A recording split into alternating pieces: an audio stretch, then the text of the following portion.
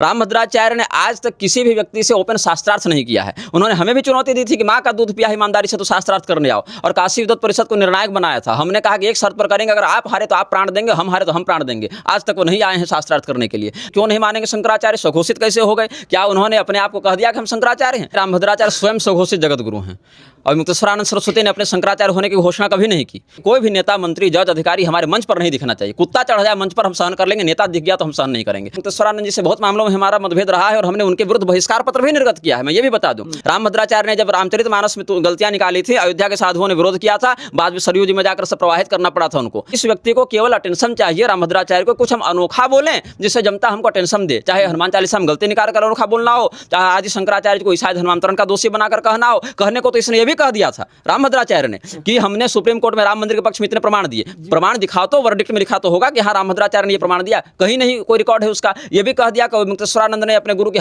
करके गद्दी कब्जाई है। आज तक उसका सबूत नहीं दे पाए। जिसको सत्ता का स्पॉन्सरशिप प्राप्त है वो तो बुलडोजर लेकर भी चल रहा होगा सतवा बाबा के समान, तो भी उसको कोई नहीं रोकेगा। और हम आप कंबल बांटने के लिए ठेला या रिक्शा में भी आ जाए तो यहाँ बैरिकेड है, यहाँ से ऐसे मुड़ो, यहाँ पर ऐसे मुड़ो की गुंडई होती रहती है। पूजा का लोटा है धर्मगुरु और शौचालय का लोटा है नेता। नेता का कोई अपना ईमान नहीं, कोई अपना धर्म नहीं है। नेता किसी का सगा नहीं है। जहाँ उसको 4 वोट मिलेगा वहीं जाकर वो दंडवत करेगा। धर्म के जगत में नरेंद्र मोदी की क्या हैसियत है, क्या स्थान है? प्रशासन किस अधिकार से या न्यायालय किस अधिकार से इन तीर्थों पर कब्जा कर सकता है? पापी भी हो अगर कोई और गंगा स्नान के लिए जा रहा हो तो विधिपूर्वक उसकी व्यवस्था वहां के शासन को करनी चाहिए। राजा को चाहिए कि वह प्रबंध करके वह उसका प्रायश्चित विधिवत संपादित करे, अगर वह वास्तव में जा रहा है। फिर बताइए, अगर मैं मुख्यमंत्री को धमकी दे दूं, मैं अगर प्रधानमंत्री को धमकी दे दूं तो 12-24 घंटे बीतते बीतते हमको अरेस्ट कर लिया जाएगा। जितने भी नेता मंत्री जितने भ्रष्टाचार में घिरे हुए हैं उन पर का मेला प्रशासन उनको यहाँ से बैन करने की योजना बना रही है। उनकी वैधता का प्रश्न चिन्ह यहाँ पर आई है। धर्म आस्था अध्यात्म की नगरी संगम नगरी प्रयागराज की रेती पर आयोजित होने वाले प्रत्येक वर्ष माघ मेला, अर्धकुंभ या फिर महाकुंभ की अगर बात करें तो साधु संतों से ही रोशन होता है।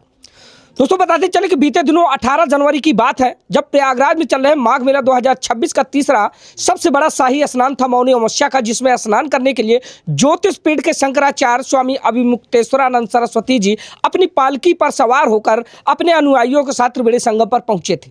लेकिन दोस्तों मेला प्रशासन और साथ ही स्वामी अभिमुक्तेश्वरानंद सरस्वती जी के बीच में कुछ कहासुनी होती है। उसके बाद वाद विवाद ज़्यादा लंबा हो जाता है, जिसके चलते शंकराचार्य अभिमुक्तेश्वरानंद सरस्वती जी को स्नान नहीं करने दिया जाता। उनकी पालकियों को धक्का देते हुए त्रिवेणी संगम से लगभग 1 किलोमीटर की दूरी पर ले जाया जाता है। लोगों को लग रहा था कि ये मामला यहीं पर समाप्त हो जाएगा, लेकिन दोस्तों एक संत के इस तरह से अपमान किए जाने के बाद यह मामला लगातार सुर्खियों में बन जाता है, तूल पकड़ता है। इसके बाद इसमें राजनैतिक द्वंद्व के साथ साथ तमाम जो साधु संत हैं वो अपनी अपनी प्रतिक्रिया जाहिर करने लगते हैं।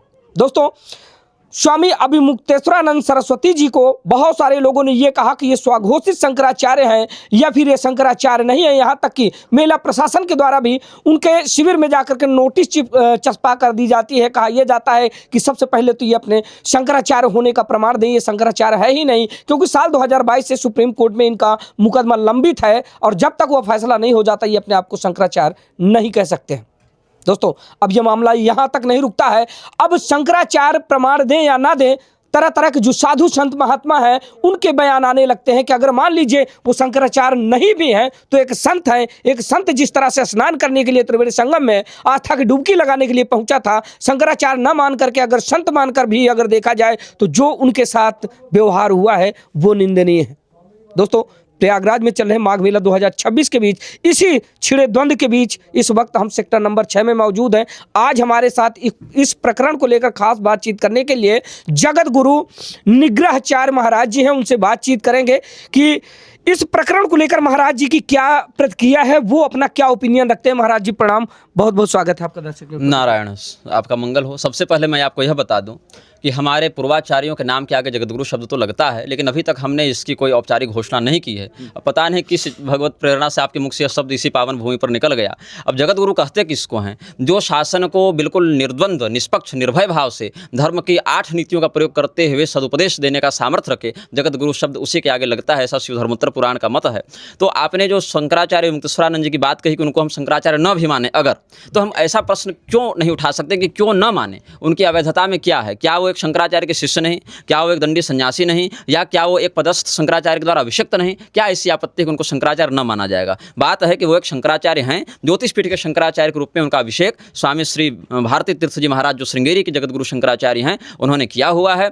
और अब ये अगर कहें कि पुरी वाले मान्यता नहीं देते, तो पुरी वाले शंकराचार्य जी भले वैयक्तिक स्तर पर मान्यता न दें, लेकिन उनके अनेकानेक रामशंकर शुक्लादि शिष्य वहाँ जाते भी रहते हैं, शंकराचार्यत्वेन उनसे व्यवहार भी मुक्तेश्वरानंद जी से करते रहते हैं। हाँ, ये जरूर है कि जिनके गुरु के समर्थन से पुरी वाले महाराज जी कटक हाईकोर्ट में केस जीते थे, अब उन्हीं के शिष्य को और श्रृंगेरी के द्वारा अभिषिक्त उनको अगर नहीं मानना चाहें तो ये निजी विषय है उनका, लेकिन इसमें धर्म का बल हमें नहीं दिखता है। अब रही बात की संगम स्नान की, तो संगम स्नान एक विशुद्ध भारतीय परंपरा है जिसका सनातन धर्म में अक्षुण्ण स्थान है, जिसको किसी अन्य कृत्य से हम बदल नहीं सकते कि इसके बदले यह कर लो। और यह संगम तीर्थ समस्त सनातनियों की एक संपदा है, एक धरोहर है, और इस पर किसी भी संस्था का या किसी भी एकाधिकार किसी का हम नहीं मान सकते कि प्रशासन का एकाधिकार है। हम तो यह प्रश्न करेंगे कि प्रशासन किस अधिकार से या न्यायालय किस अधिकार से इन तीर्थों पर कब्जा कर सकता है। हम तो यह कहेंगे क्या ये तीर्थ किसी सरकारी संस्था के अंतर्गत आते हैं? क्या इन तीर्थों को सरकार ने अपने पैसे से बनाया था? नहीं, महाराज भगीरथ ने धर्म के अनुसार व्यवहार करते हुए इन गंगा जी का अवतरण कराया, और भगवती यमुना धार्मिकों के उद्धार के लिए यहाँ पर अवतरित हुई। भगवती सरस्वती का भी दिव्य सानिध्य यहाँ पर संतों को अपने दिव्य ज्ञान से धार्मिक आचरण से प्राप्त होता है। इसलिए समस्त तीर्थों को धार्मिक जनों से युक्त होना चाहिए, और भूमाफियाओं को, घूसखोरों को, व्यभिचारियों को, चरित्रहीनों को, जैसे पातकों से युक्त लोगों को इन तीर्थों से दूर रहना चाहिए। देवर्षि नारद ने भविष्यवाणी की थी कि अत्युग्र भूरि कर्माणो नास्तिकार और जना ते तिष्ठन्ति तीर्थेषु तीर्थसारस्ततोगतः। तीर्थ की पवित्रता क्यों नष्ट होती गई? क्योंकि बहुत पाप करने वाले, बहुत क्रूर कर्म करने वाले, जो अधर्मी, जो मृत्युदंड आदि पातक दंडों से युक्त किए जाने चाहिए, ऐसे पापी भी तीर्थों में कब्जा करके वहाँ की पवित्रता को नष्ट करने लगे हैं। यह कलयुग की विचित्रता है। महाराज जी, उस दिन का वीडियो आपने देखा होगा, काफ़ी ज़्यादा सुर्खियों में है।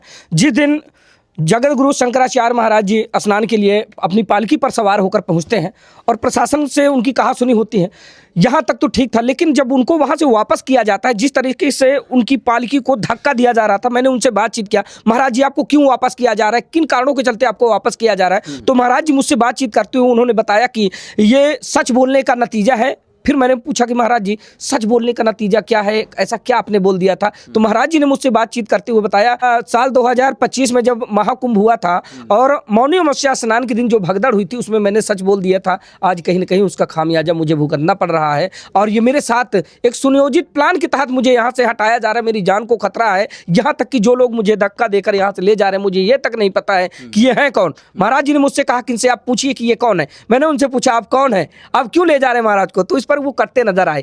फिर महाराज जी लगातार ये कहते रहे कि मुझे खतरा है, खतरा है, खतरा है। आप उस दिन के इस प्रकरण को कैसे देखते हैं?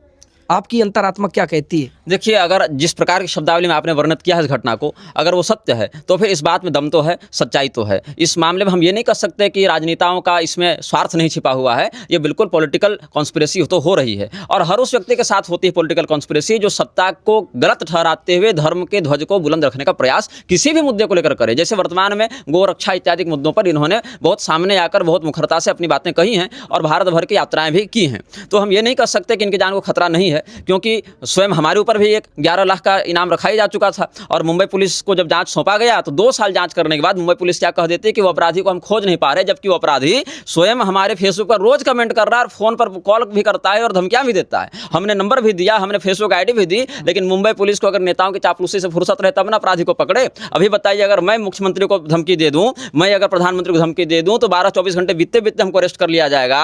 लेकिन हमारे ऊपर या अन्य किसी सत्यवक्ता धर्मगुरु के ऊपर जब इस प्रकार का संकट आता है, तब ये प्रशासन किस समय वो चादर तान कर घी पीता रहता है।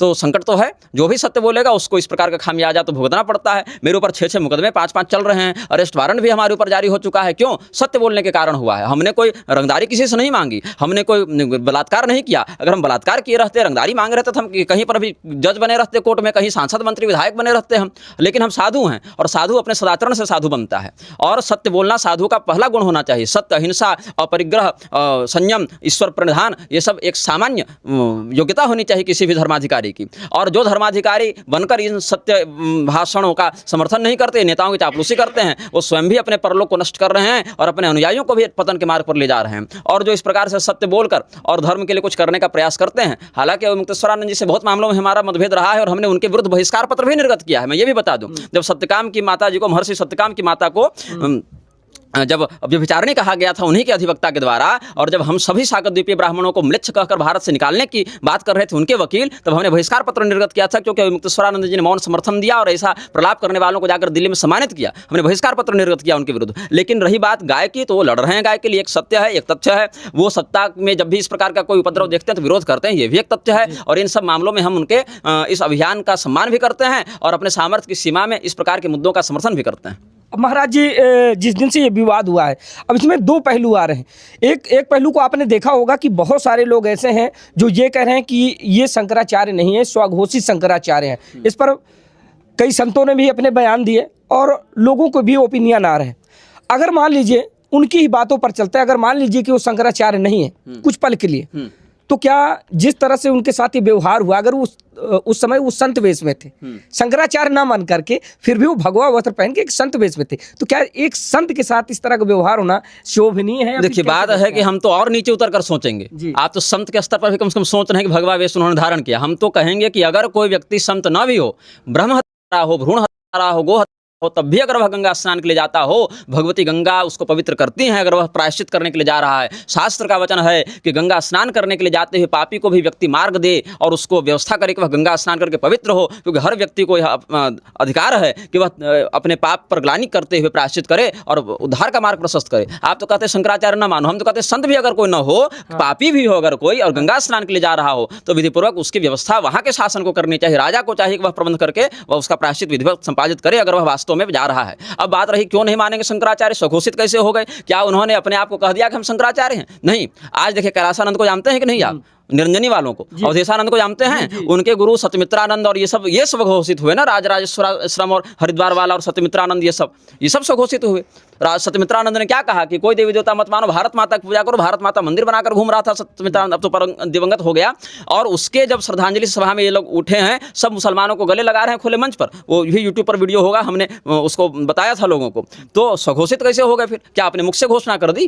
क्या इनके गुरुजी ने अपने मुख से घोषणा कर दी थी? क्या उनके गुरुजी ने घोषणा कर दी थी? महाराज जी, मेला प्रशासन ने भी नोटिस चस्पा की है उनके शिविर में जाकर के कि पहले ये अपने शंकराचार्य होने का प्रमाण दे, क्योंकि साल 2022 से इनका जो शंकराचार्य वाला प्रकरण है वो सुप्रीम कोर्ट में लंबित है। जब तक उधर से पूरी तरह से निर्णय नहीं आ जाता है तब तक ये शंकराचार्य नहीं लिख सकते। एक अपराधी बैठता है कानपुर में जिसका नाम है संतोष भदौरिया, अपने नाम के आगे लिखता है करौली सरकार। उसके ऊपर कितने मुकदमे चल रहे हैं? वासुदेवानंद के ऊपर भी तो मुकदमा चल रहा है। और ये सब जितने अपराधी गोविंदानंद इत्यादि हैं जो अलग अलग जगह जाकर उपद्रव करते हैं, और जितने भी नेता मंत्री जितने भ्रष्टाचार में घिरे हुए हैं, उन पर कब मेला प्रशासन उनको यहाँ से बैन करने की योजना बना रही है? उनकी वैधता का प्रश्न चिन्ह यहाँ पर आई है। तो जो भी इस प्रकार से मेला प्रशासन में जो लोग कुछ घुसे हुए हैं या जो लोग राजनेताओं से प्रेरित हैं, अगर वो इस प्रकार से तीर्थों पर कब्जा करते हुए और सनातन धर्मावलंबियों को उनसे अनुमति लेकर स्नान करना पड़ेगा और उनके व्यवस्था पर करना पड़ेगा, अगर ऐसा उद्घोष करेंगे तो ये अशोभनीय कृत्य है, इसका समर्थन नहीं किया जा सकता है।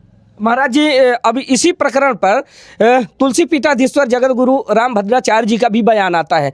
जब उनसे ये सवाल पत्रकारों ने पूछा कि जिस तरह से ये घटना हुई है शंकराचार्य जी के साथ, उसको आप कैसे देखते हैं, तो उन्होंने इस पर कहा कि सबसे पहले तो उनको अहंकार था। उन्होंने अहंकार इस बात का था कि उनको गंगा मैया के पास पैदल चल के जाना चाहिए, तो उन्होंने गलत किया। पालकी पर सवार होकर वो क्यों गए? शंकराचार्य जी ने गलत किया है। और साथ ही उन्होंने ये कहा कि मैं तो जगत गुरु हूँ, वो तो जगत गुरु भी नहीं है। शंकराचार्य की बात तो बहुत बड़ी है। देखिए, बात ऐसी है कि रामभद्राचार्य स्वयं स्वघोषित जगत गुरु हैं और मुक्तेश्वरानंद सरस्वती ने अपने शंकराचार्य होने की घोषणा कभी नहीं की।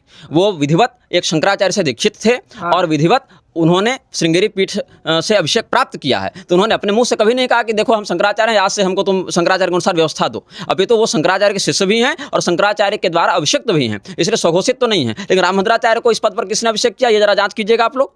रामभद्राचार्य के गुरु का क्या नाम है? कोई बता सकता है कि किसने उनको दंड संन्यास दिया और किसने उनको जगत गुरु बनाया? कब? काशी विद्वत परिषद का अगर नाम लेंगे तो काशी विद्वत परिषद को किसने जगत गुरु बनाने का अधिकार दिया, ये भी देखना चाहिए। वहाँ भी 2-3 संस्थाएं चल रही हैं। काशी विद्वत परिषद ने तो कहा जाता है कि कृपालु को भी जगत गुरु बना दिया था और पंचम जगत गुरु को उपाधि दी थी। तो पंचम जगत गुरु अगर कृपालु है तो रामानंदाचार्य जी स्वयं जगत गुरु सिद्ध नहीं होते हैं, और उस स्थिति में फिर रामभद्राचार्य को कौन माने? और कहने की बात रही तो ये व्यक्ति कुछ भी कह देता है। मुलुक पीठ वाले राजेंद्र दास के बगल में बैठकर इसने कहा कि तुलसी पीठ ही एकमात्र प्रामाणिक रामानंदाचार्य पीठ है, तो इसका अर्थ मुलुक पीठ भी नकली हो गई और बाकी जितने आश्रम है रामानंद संप्रदाय के और ये जो श्री मठ है जो वहाँ पर वाराणसी वाला, वो सब भी नकली हो गए। तो इस व्यक्ति को केवल अटेंशन चाहिए, रामभद्राचार्य को कुछ हम अनोखा बोलें जिससे जनता हमको अटेंशन दे, चाहे हनुमान चालीसा में गलती निकाल कर अनोखा बोलना हो, चाहे आदि शंकराचार्य को ईसाई धर्मांतरण का दोषी बनाकर कहना हो। कहने को तो इसने ये भी कह दिया था रामभद्राचार्य ने कि हमने सुप्रीम कोर्ट में राम मंदिर के पक्ष में इतने प्रमाण दिए, प्रमाण दिखाओ तो वर्डिक्ट में लिखा तो होगा कि हाँ रामभद्राचार्य ने ये प्रमाण दिया, कहीं नहीं कोई रिकॉर्ड है उसका। ये भी कह दिया कि मुक्तेश्वरानंद ने अपने गुरु करके गद्दी कब्जाई है, आज तक उसका सबूत नहीं दे पाए, ये भी उन्होंने बयान दिया था। तो ये व्यक्ति जो व्यक्ति वक्ता बहुत है जो लबार होता है, हाँ वही बड़ा वक्ता है जो लबार होता है। गोस्वामी तुलसीदास जी के तुलसीदास जी जिनके नाम की रोटी खा रहे हैं उन्हीं का ये वचन है। तो यही वैसे ही वो पंडित हैं। महाराज जी इस पर जो है जब ये बयान उनका सामने आता है तो शंकराचार्य जी ने ये कहा कि वो दिव्यांग हैं। नहीं दिव्यांग शब्द ही गलत है यहाँ पर। दिव्यांग कैसे हो जाएंगे? दिव्यांग भगवान है, देखिए इनके अंग दिव्य होते हैं, वो लेकिन महाराज जी उन्होंने कहा कि विकलांग है। वही विकलांग है। तो शास्त्रों में ऐसा वर्णित है कि कोई विकलांग व्यक्ति जो है वो संत भी नहीं बन सकता। देखिए संत बन सकता है, दंडी सन्यासी नहीं बन सकता है। संत क्या है? आचरण का नाम है। हाँ। भगवान की ओर मिलने की जो सीढ़ियां हैं उसमें पहली सीढ़ी है साधु, अंतिम सीढ़ी है संत। हमारे यहाँ तो तुलसीदास जी भी संत हैं, रैदास जी भी संत हैं, सूरदास जी भी संत हैं, सब संत हैं ये सब। लेकिन दंड धारण करके दंडी सन्यासी बनना ये एक अलग मर्यादा है, एक अलग व्यवस्था है। इसमें बहुत से लोगों को अधिकार नहीं है उस व्यवस्था में, वो महावाक्योपदेश का अधिकार नहीं होते हैं। तो ऐसे व्यक्तियों के विरुद्ध हमने एक ग्रंथ लिखा था जिसका नाम है उत्तरकांड प्रसंग एवं संन्यासाधिकार विमर्श। ये पहला भाग था। जब हमने वो लिखा तो चित्रकूट एसपी ने हमको धमकी दी कि वो सब मिटाओ। हमने नहीं मिटाई बल्कि किताब छापी, उसमें एसपी का वर्णन भी किया हमने। और उसके बाद उस पुस्तक का खंडन करने के लिए रामभद्राचार्य ने एक किताब और लिखी जिसका नाम है सीता निर्वासन और सम्मुखवध नहीं। और फिर हमने उसका प्रतिखंडन लिखा मूर्ख हृदय न चेत। स्मृति ईरानी को बुलाकर उन्होंने अमेठी में विमोचन भी करवाया था अपनी पुस्तक का, और दोनों पुस्तक पर केस कर दिया उन्होंने, जिसके कारण मेरे ऊपर अरेस्ट वारंट है।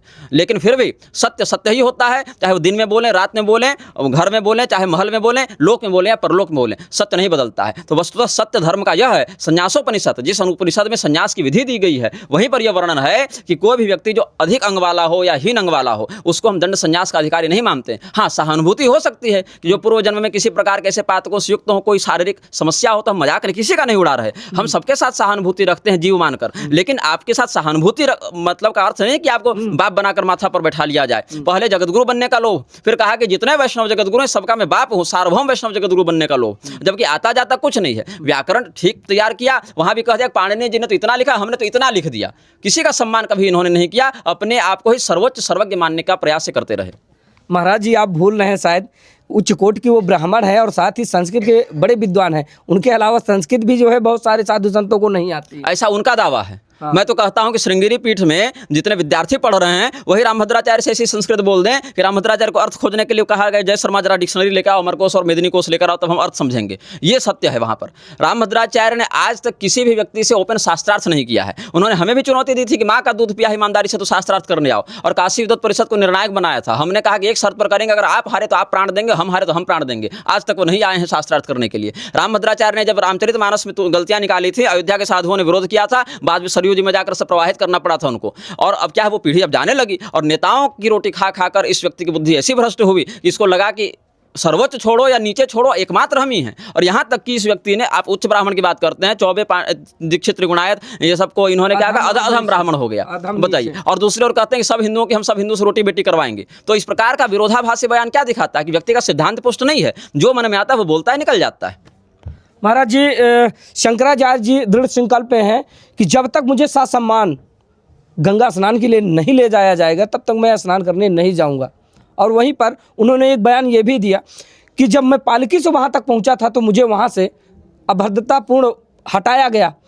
लेकिन वहीं पर कुछ ऐसे साधु संत हैं जिनके लिए मेला प्रशासन कारपेट बिछा रहा है, मैटी बिछा रहा है, तो आप इसको कैसे देखते हैं? भाई वो अगर सत्ता की चापलूसी करने लगे तो कल उनके लिए भी मैट बिछने लगेंगे, उसमें क्या समस्या? अभी वो राजनीतिक क्षेत्र में नहीं, वो भी तो तमाम राजनीतिक मुद्दों पर जो है अमल करते रहते। देखिए, अगर राजनीति धर्म को विकृत करेगी तो धर्म भी राजनीति को प्रभावित तो करेगा। वस्तुतः देखा जाए तो स्वामी कृपात्री जी के वचनों का अनुसरण करें तो राजनीति और धर्म का सौभाग्य संबंध है। एक के बिना दूसरा विधवा या विधुर हो जाता है, यह स्वामी जी का वचन हुआ करता था। आज इस माघ मेले में स्वामी जी की वाणी दुर्लभ हो गई। यही कारण है कि अव्यवस्था होने लगी है। सत्य को सत्य के ही रूप में बोलने वाले लोग अब दुर्लभ हो गए हैं। तो राजनीति जो है वह धर्म के विरुद्ध अगर हो जाए, वह भ्रष्ट नीति हो जाती है, वह अधर्म हो जाता है। और लड़ने वाले तो हिंदू ही थे महाभारत में, युधिष्ठिर हो या दुर्योधन हो, लेकिन एक का पक्ष धर्म युद्ध कहा गया, एक का अधर्म कहा गया। आज भी लाठी चलाने वाला हिंदू ही है और लाठी खाने वाला भी हिंदू है, लेकिन एक का पक्ष जो है सो धर्मशास्त्र के अनुकूल माना जाएगा, एक का धर्मशास्त्र के विरुद्ध माना जाएगा। अब रही बात पालकी की कि किसकी क्या व्यवस्था है, पैदल जाना चाहिए, यह व्यावहारिक बात है। ये बात सत्य है कि गंगा स्नान इत्यादि तीर्थ स्नान के लिए व्यक्ति को पैदल और उसमें भी बिना चप्पल जूते के जाना चाहिए, ये भी एक पक्ष है।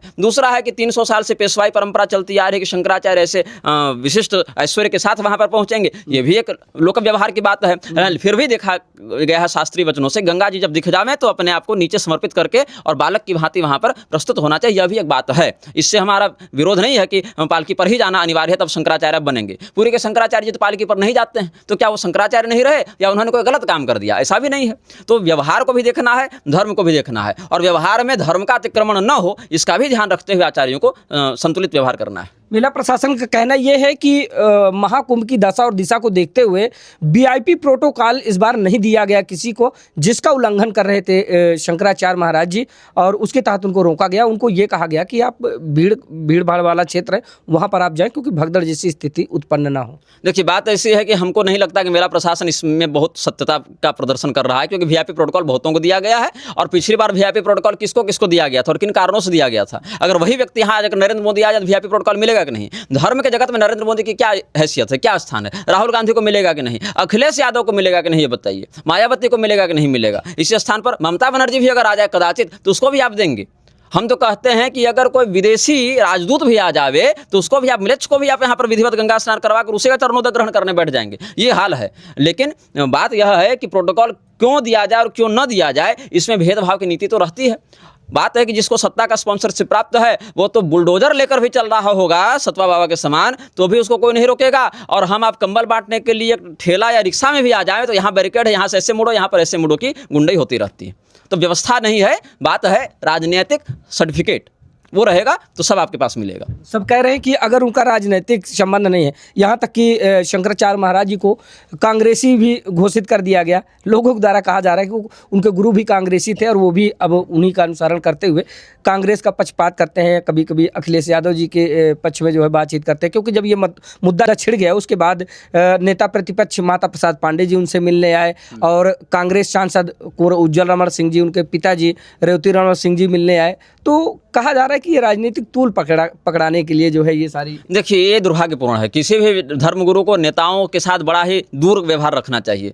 मैंने वही कहा कि अगर शौचालय का लोटा पूजा के लोटे के पास आए, चाहे पूजा का लोटा शौचालय के लोटे के पास जाए, अपवित्र तो पूजा का ही लोटा होगा, शौचालय वाला का क्या बिगड़ेगा? वही हाल, पूजा का लोटा है धर्मगुरु और शौचालय का लोटा है नेता। नेता का कोई अपना ईमान नहीं, कोई अपना धर्म नहीं है। नेता किसी का सगा नहीं है। जहाँ उसको 4 वोट मिलेगा वहीं जाकर वो दंडवत करेगा। उसको आज आपके पास 4 वोट दिख रहा है, आपके पास आ गया, कल आपके पास नहीं दिखेगा, कल किसी और के पास जाएगा। यही है नेता की वास्तविकता धर्म में। इसीलिए हमने स्पष्ट कहा है कि कोई भी नेता, मंत्री, जज, अधिकारी हमारे मंच पर नहीं दिखना चाहिए। कुत्ता चढ़ जाए मंच पर हम सहन कर लेंगे, नेता दिख गया तो हम सहन नहीं करेंगे। ये हमने स्पष्ट रूप से उद्घोषपूर्वक कहा है, क्योंकि इन लोगों ने बहुत ही नीचतापूर्वक इस देश को ऐसे गर्त में डाल दिया है कि देश को उभरने में कई पीढ़ियां लग जाएंगी।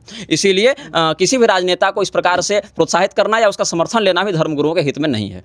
जहाँ एक तरफ हिंदू राष्ट्र बनाने के लिए तमाम जो अपने संत हैं वो प्रयास कर रहे हैं, जैसे कि बागेश्वर धाम के जो पीठाधीश्वर हैं धीरेन्द्र कृष्ण शास्त्री जी, वो यात्रा निकाल रहे हैं और तमाम साधु संत हैं, लेकिन वहीं पर जो है संगम की इस रेती पर, और वो भी सनातन की इस महासंगम में इतनी बड़ी बात हो जाना तो किस ओर इशारा करता है? क्या हिंदू राष्ट्र ऐसी परिकल्पनाओं में बनेगा? देखिए, बात ऐसी है कि मैं एक पंक्ति में आपको उत्तर दूंगा, आप समझने का प्रयास कीजिएगा, समय हमारे पास भी बड़ा भी कम है। मैं यही कहना चाहूँगा कि जब तक इस देश में लोकतंत्र का ये नाटक सुरक्षित है, हिंदू सुरक्षित नहीं है। न उसका लोक सुरक्षित है, न उसका परलोक सुरक्षित है, क्योंकि वोट बैंक से या भीड़ तंत्र से चलने वाली सत्ता और सरकार आपके हित को नहीं, भीड़ को देखकर निर्णय करती है, और भीड़ का निर्णय समाज के हित में नहीं होता, उन्माद के हित में होता है। तो इसको क्या माना जाए? ट्रेंड में बने रहने के लिए लाव लश्कर लेकर भीड़ निकलती है, फिर हकीकत में लोग चाहते हैं कि हिंदू राष्ट्र बने? लोग जो जिस तरीके से चाहते हैं उस तरीके से हिंदू राष्ट्र नहीं बनेगा। उस तरीके से अगर कुछ हो सकता है तो भारत का पुनः एक विभाजन और इस्लामी राष्ट्र के रूप में भारत का एक और विनाश। हिंदू राष्ट्र नहीं बनेगा इससे।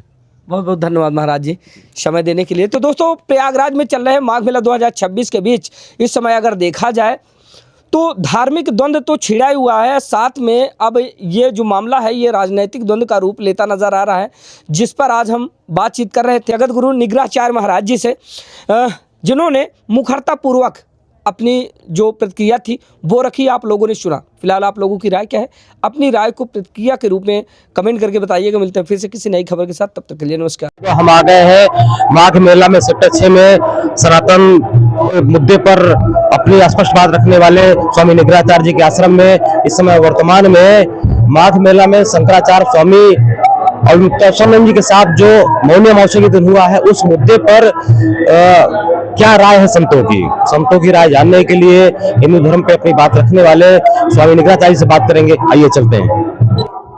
स्वामी जी नमस्कार। नारायण। अभी इस बार माघ मेला में सबसे अधिक चर्चा का जो विषय बना हुआ है कि शंकराचार्य अभिमुक्तेश्वर का जो उनके साथ जो उस दिन घटना हुई है, क्या वो ऐसा करना चाहिए प्रशासन को, या प्रशासन की गलती है, या इन्होंने ऐसा कुछ गलत किया है?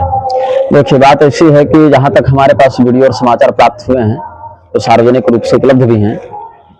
हमें पक्ष तो दोनों का ही देखना चाहिए। ऐसे तो किसी भी व्यक्ति को अपमानित करते हुए, तिरस्कृत करते हुए, शिखा इत्यादि को पकड़कर जो खींचा गया, पीटा गया और आबाल वृद्ध को पीटा गया, जो कोई अपराधी आतंकवादी भी नहीं थे उनको भी मारा गया, तो ये तो दुर्भाग्यपूर्ण घटना है, बल्कि दंडनीय अपराध है। किंतु यह भी ध्यातव्य है कि जिस व्यक्ति के पीछे ये चल रहे हैं, यहाँ पर अभिमुक्तेश्वरानंद सरस्वती जी का संदर्भ दिया जाएगा, उनमें स्वतंत्र निर्णय लेने की भारी कमी है, यह हमने अनुभव किया है। क्योंकि उनको हित और अहित का बोध जैसा होना चाहिए वैसा हमें अनुभव नहीं आता है। उदाहरण स्वरूप अभी महाराष्ट्र गए, चातुर्मास वहां उन्होंने किया। पहले सरकार ने राज्य अतिथि का दर्जा दिया, बाद में वापस ले लिया। तो सरकार घुमाती है, और ये घूम जाते हैं। जबकि महाराष्ट्र की सरकार वही सरकार है कथित रूप से जिनको ये गोरक्षक बता रहे थे, एकनाथ शिंदे इत्यादि ने हमको गोमाता राष्ट्रमाता वाले में सहयोग किया, एक बार उन्होंने घोषणा की थी। तो जब वह सरकार आपके प्रति इतनी ही निष्ठावती है तो क्यों इस समय उस सरकार की निष्ठा नहीं देखने को मिल रही है? उसके बाद, उससे पहले तो अंबानी के यहाँ गए थे विवाह के बाद, तो वहां भी सम्मानपूर्वक इनसे व्यवहार किया गया, बढ़िया सिंहासन इत्यादि लगा। वहां देखिए रामभद्राचार्य को सिंहासन नहीं मिला, इनको मिला। तो नेता परखते हैं, तौलते हैं। 2014 में रामदेव को तौला, रामदेव का वजन घटने लगा तो रामभद्राचार्य को तौलने लगे। उनका वजन घटाने के लिए जब धीरेन्द्र को तौला जा रहा है, और धीरेन्द्र का वजन थोड़ा घट रहा है कहीं कहीं, तब सतवा बाबा को तौला जा रहा है। ये मेढक हैं, तौलने के लिए चढ़ाए जाते हैं, उछल कर फिर गिराए जाते हैं। शंकराचार्य जी की बात करें तो क्या बार बार इनका सत्ता से टकराव होता आ रहा है? नहीं, सत्ता से तो इन्होंने कई बार टकराव किया है। जैसे कि अखिलेश की सरकार से तब भी टकराए थे, मायावती की थी तब भी टकराए थे, भाजपा की है तो टकरा ही रहे हैं। राहुल गांधी इत्यादि को हिंदू धर्म से बहिष्कृत इत्यादि घोषणा उन्होंने की। हालांकि बहिष्कृत उसको किया जाता है जो कभी सदस्य रहा हो, अभी तो कभी सदस्य भी नहीं था, फिर भी चलो कम से कम मुखर होकर बहिष्कार करते हैं, ऐसा कहा उन्होंने। तो सरकार को मैं कह रहा था कि तौलती है सरकार। और ऐसी स्थिति में पहले अंबानी का सम्मान दिलाया, बाद में महाराष्ट्र में राज्य अतिथि का दर्जा छोड़कर उनका तिरस्कार भी कर दिया, फिर अडानी के यहाँ जाकर सम्मान भी दिला दिया, अभी फिर वह सम्मान छीन लिया। तो सरकार ये धर्मगुरुओं के ऊपर शिकंजा कसती रहती है कि तुम कितना हो और कैसे तुमको प्रस्तुत किया जाएगा, इसका नियंत्रण हमारे हाथ में रहेगा। अब जो प्रधानमंत्री कह रहे हैं कि आप शंकराचार्य हैं, आपको हम प्रणाम करते हैं, इस भाव से जो प्रस्तुत हो रहे हैं, जहां पर शंकराचार्य की हैसियत से आपको प्रणाम किया जा रहा है, वहां पर क्या हो रहा है कि वहां पर प्रधानमंत्री या न्यायपालिका के निर्देशों को, जहां पर शंकराचार्य शब्द का प्रयोग किया गया है, वहां पर पुलिस को पूछने आ रही कि आप शंकराचार्य हैं कि नहीं। इस पुलिस की अगर सामर्थ्य हो तो जरा वासुदेवानंद को ही पूछे, क्योंकि वासुदेवानंद को तो कोर्ट ने प्रतिबंधित कर रखा है छत्र कमर इत्यादि शंकराचार्य प्रयोग करने से। वो पुलिस नहीं पूछेगी, राजराजेश्वरा से उनसे जाकर पूछे कि तुम हरिद्वार के शंकराचार्य कैसे बन गए, हरिद्वार में कब से शंकराचार्य होने लगे। और सच्चिदानंद को तो भाजपा की सरकार ने बाकायदा जैसे कुत्ते के आगे रोटी डाली जाती है वैसे पाल पोस कर बड़ा किया है। तो सच्चिदानंद को क्यों नहीं कहा जा रहा है, जबकि उसके तो आतंकवादियों के साथ संबंध खुलेआम पब्लिक डोमेन में ये सब बातें हैं। तो जितने भी इस प्रकार के नकली सत्ता पोषित शंकराचार्य उनको क्यों नहीं पूछा जा रहा है, जबकि सुप्रीम कोर्ट के रोक लगाने से पहले श्रृंगेरी वालों ने इनका अभिषेक कर दिया था। सुनने में आया कि कोई वसीयत इत्यादि की बात प्रामाणिक रूप से आई है। तो ऐसी स्थिति में पुलिस इनको नोटिस दे रही है, वो भी टकराव के बाद।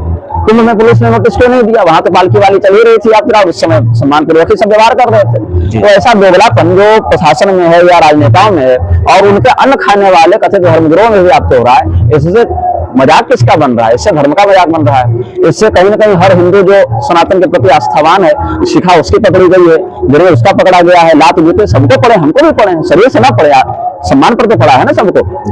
अब ये भी बात है कि स्थिति क्यों उत्पन्न होने दी गई। पालकी से नहाने जा रहे हैं तो ये उनको शोभनीय है, ठीक है, आप शंकराचार्य के पद पर है, गरिमा होती है पद की। तो जब कोई सतवा बाबा के नाम का प्रयोग करके जावे, जब कोई अवधेशानंद या कैलाशानंद के नाम का प्रयोग करके जावे या धीरेन्द्र शास्त्री का प्रयोग करके जावे तो प्रशासन उसके चरणों में सो जाता है। अभी कोई विधायक, मंत्री, सांसद इत्यादि आ जावे तो प्रशासन इनकी सारी व्यवस्था कर देगा। तो प्रशासन को यहाँ भी इस प्रकार से व्यवस्था करनी चाहिए थी। प्रशासन अपने ईगो में रहा और जबकि डीएम रोटी बेलते रहे सतवा बाबा के यहाँ, वो क्या प्रशासन का जो डीएम है उसका क्या वह संवैधानिक कर्तव्य है? क्या वो ड्यूटी बाउंड है रोटी बेलने के लिए सतवा बाबा के यहाँ? नहीं। तो प्रशासन अगर अपने कर्तव्य निष्ठा दिखाना चाहती है तो उसके कर्तव्य में ये नहीं लिखा है कि आप शिखा पकड़ पकड़ कर किसी को मारे, खींचे, ये भी नहीं लिखा है। और जब आप शंकराचार्य की हैसियत से जा रहे हैं तो आपको भी थोड़ा ध्यान रखना चाहिए कि आपके जो बच्चे हैं वो बैरिकेड तोड़कर मतलब विधिपूर्वक टकराव की भाषा में बढ़ रहे हैं और वो इस प्रकार से धक्का मुक्की कर रहे हैं। तो संवेदनशील क्षेत्रों में जब आप जानते हैं कि अभी साल भर पहले ही इतनी भगदड़ में लोग मरे और अव्यवस्था सब प्रकार से कहीं ना कहीं देखने को मिली, ऐसी स्थिति में थोड़ी सहयोगी भावना रखेंगे अगर सभी तो ठीक रहेगा। लेकिन इससे परे ये तो लौकिक कारणों पर हमने चर्चा की, दो पंक्तियों में हम परलौकिक कारण पर पारलौकिक चिंतन भी करते हैं। इसी कुंभ में करौली सरकार जो कानपुर वाला भू माफिया है जिसका वास्तविक नाम संतोष भदौरिया है, उसने परम धर्म संसद में अविमुक्तेश्वरानंद जी के सामने बैठकर भगवती राधिका को अप्रामाणिक कहा, अभद्रता से उनको अपशब्द कहा और ये विरोध करने के स्थान पर उसका समर्थन या किंबा प्रशंसा ही करते रहे, उसका यशोगान करते रहे। तो यदि आप देवताओं का अपमान करवाते रहेंगे तो आपका अपमान भी तो कोई न कोई तत्व कभी न कभी करेगा और साल भर बीतते हो गया। शायद बीते ब्राह्मणों वाली बात अभी देखिए, इनको ब्राह्मण सिद्ध करने के चक्कर में सत्यकाम जाबाल को नाजायज संतान सिद्ध कर दिया। इनके ही वकील पीएम मिश्रा निकल आए भी थे, अपने आप को ब्राह्मण से और सत्यकाम की मां को नाजायज सिद्ध कर दिया। हम सब शाकंभरी के ब्राह्मण को मृत से सिद्ध कर दिया और ये उस मूर्खता पूर्ण कथन का समर्थन करते हुए जो अंजलि शुक्ला को गए थे पुरस्कार देने, वही अंजलि शुक्ला एक महीना बीतते इनके विरोध में लिखने लगी फेसबुक पर। तो ऐसे चरित्र समृद्ध वाली जो स्त्रियां हैं या जिस प्रकार से अशास्त्रीय जीवन वाले जो अधिवक्ता हैं या पत्रकार आदि हैं जो अपने विभाग को छोड़कर धर्म के विषय में उपदेश देने का अतिक्रमण करते हैं, उनको यदि आप चुनेंगे और जो धर्मशास्त्र के बहुत युक्त आचरण जीवन वाले लोग आपके सुरक्षित हैं उनका आप तिरस्कार करेंगे कि हम कोर्ट में केस लड़ेगा वकील तो उसका हम साथ दें, तो इस प्रकार से बारंबार वेद की मर्यादा, वर्णाश्रम की मर्यादा, ऋषियों की मर्यादा का उल्लंघन करेंगे, देवताओं का तिरस्कार करेंगे तो प्रतिफल भी भोगना पड़ेगा। और जैसे राजा के कुकृत्य का परिणाम प्रजा को भी ये न किसी प्रकार में भोगना पड़ता है, जैसे आचार्य के कुकृत्य का परिणाम भी उनके शिष्य और अनुयायियों को व्याप्त होता है। तो इसका कारण आचार्य की टीम में भी उतने अच्छे लोग नहीं है, कुछ न कुछ कमियां उनमें आचार्य में भी है, इस वजह से ऐसी दिक्कतें हुई है। नहीं है, चारों शंकराचार्यों में सबसे अधिक अविमुक्तेश्वरानंद जी सड़क पर दिखे। इसका दुष्परिणाम यह हुआ कि उनका सैद्धांतिक पक्ष कमजोर होता गया। अब उनकी जो शैली हो गई वो विरोध, झगड़ा, आंदोलन वाली हो गई है। अब वो अचानक से अपने जीवन को एक सन्यासी के रूप में नहीं ला पाएंगे। कहीं नेता तो नहीं बनना उनको? अब वो तो चुनाव लड़े ना बिहार में, मेरे स्वयं नहीं खड़े हुए, लेकिन जो महीना किए क्या बिहार में, वो 2 महीना बिहार में गाय के ही नाम पर लड़े। मैं कुछ गलत मुद्दा को लेकर नहीं लड़े हैं, लेकिन फिर भी शैली उनकी यही हो गई है। अब इन्हीं के गुरु भाई को देखिए, सदानंद जी महाराज द्वारका वाले हैं। अब वो क्या गुरु जी के साथ वो ज्यादा रहे, ये बाहर ज्यादा रहे, ये संधि वार्ता करने, सम्मेलनों में, आंदोलनों में गए, तो सड़क पर तो इनका नियंत्रण हो गया, इन सिद्धांत पर इनका नियंत्रण वैसा होना चाहिए, वैसा नहीं हो पाया। लेकिन हम महाराज जी कल विषय पर आते हैं कि जो उस दिन घटना हुई है, तो क्या ये इसको प्रशासन को संभालना चाहिए? हाँ, संभालना चाहिए। प्रशासन को ध्यान रखना चाहिए कि यह कोई ऐसा सम्मेलन नहीं है जहां पर कोई राजनीतिक पार्टी आकर अपना प्रचार करे। एक धार्मिक अनुशासित तीर्थ है और तीर्थ में जो मर्यादा है उसका अनुपालन सबको करना चाहिए। तो संवेदनशील विषय है, क्योंकि लोग ये नहीं देखेंगे कि आपने किस कारण लाठीचार्ज किया या इस प्रकार से किया, लोग सीधे देखेंगे कि आस्था पर प्रहार हुआ है। तो इसका अनुभव प्रशासन को भी रखना चाहिए और उन्होंने जो गलत किया उसका दंड या प्रायश्चित होना चाहिए, या वो न करें तो पारलौकिक तो होता ही है, जिस पर हम पहले कह चुके हैं। कहना है कि प्रशासन को इस पे दोनों पक्षों को रहना चाहिए, दोनों पक्षों को रहना चाहिए। जब आप ऐसे संवेदनशील क्षेत्र में अनेकों विचारों से युक्त लोगों के साथ जाते हैं तो प्रयास करना चाहिए कि टकराव कम से कम हो, क्योंकि अंततः मारने वाला हाथ भी हिंदू का है, मार खाने वाला भी हिंदू का है। तो कुल मिला के आप जिस धर्म का आचार्य तो स्वीकार कर रहे हैं, हानि उसी की हो रही है, कोई मार रहा है और कोई मर रहा है। अब दुर्भाग्य यह है कि पहले की सरकारों में भी गोली खाए, लाठी खाए, आज की सरकारों में भी लाठी गोली चल ही रही, खाई रहे। यहाँ गोली भले ना चलिए, लेकिन भाव तो इस घटना से अल्टीमेट सनातन का नुकसान हुआ है। हाँ। और बदनामी हुई है। हाँ। और प्रशासन को और दोनों को एक बीच का रास्ता पाना चाहिए था कि इससे ये विवाद न उत्पन्न हो, किसी के साथ हानि न हो और किसी की बेइज्जती न होनी चाहिए। हाँ जी। और यह भी घातक है कि अभी इलेक्शन आने वाला है जी, तो विपक्षी पार्टियां जो हैं वो अपने कुछ एजेंट्स जिनकी बहाली अपने अपने सरकारों के समय की गई थी, तो क्यों बहाली की जाती है इस प्रकार से? ताकि इस घटना सर, लास्ट बस एक सवाल है, इस घटना में आप शंकराचार्य के साथ है, प्रशासन के साथ? मैं शंकराचार्य के साथ इसलिए नहीं हूँ क्योंकि वो स्वयं ऋषियों और देवताओं के अपमान को प्रोत्साहित करते रहे। मैं प्रशासन के साथ भी इसलिए नहीं हूँ क्योंकि प्रशासन ने अपनी मर्यादा का अतिक्रमण करके अत्याचार किया है। मैं केवल उन निरीह सज्जनों के साथ हूँ जो निरपराध होने के बाद भी यहाँ पर अनावश्यक रूप से प्रताड़ित किए गए और उनके प्रताड़ना का दर्द हम सब अनुभव कर रहे हैं। धन्यवाद आपसे बातचीत करके। नारायण।